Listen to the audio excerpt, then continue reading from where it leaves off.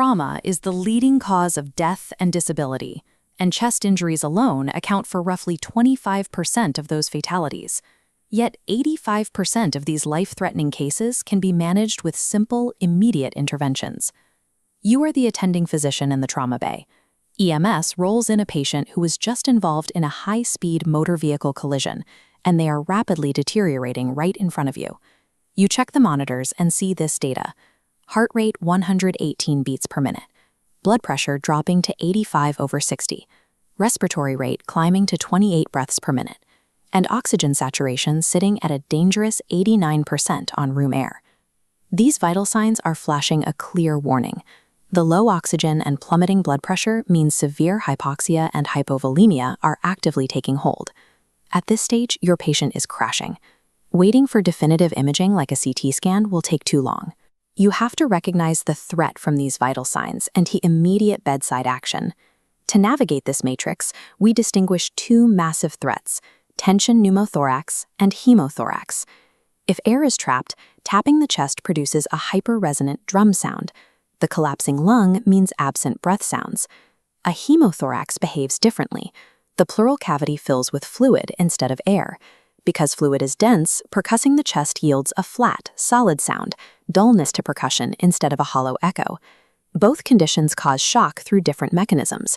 Tension pneumothorax builds air pressure that compresses the cardiovascular system, while a hemothorax causes shock through massive fluid volume loss. In the chaos of a trauma bay, identifying that difference in percussion sounds, hollow versus dull, is what prevents a fatal misdiagnosis. Let's apply this to our patient. Pause the video. Review the vital signs and the diagnostic matrix, then lock in your answers for the diagnosis, the immediate intervention, and the specific physical finding. Based on the crashing vitals, the specific finding you are looking for is decreased breath sounds and hyperresonance on percussion. That hollow drum sound confirms exactly what we're dealing with. The diagnosis is tension pneumothorax.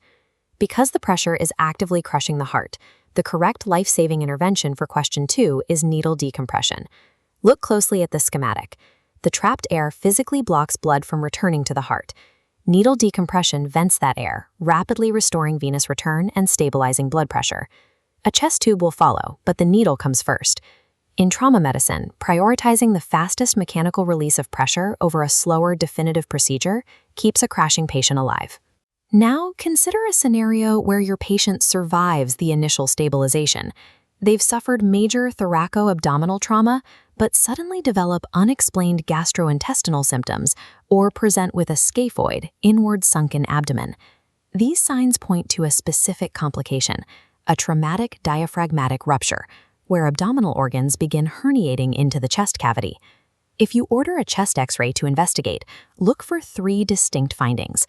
You'll see an elevated hemidiaphragm, an abnormal air fluid level directly inside the chest cavity, and if a nasogastric tube was placed, you'll see it curled up entirely within the thorax. Medical protocol is clear.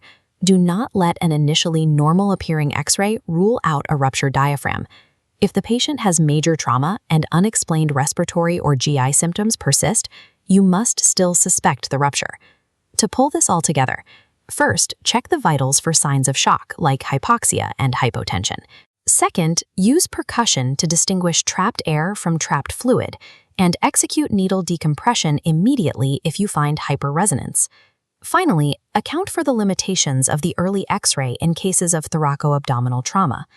Managing severe thoracic trauma requires acting on what you see, hear, and feel at the bedside. Trusting your immediate physical assessment over delayed technology remains your strongest tool.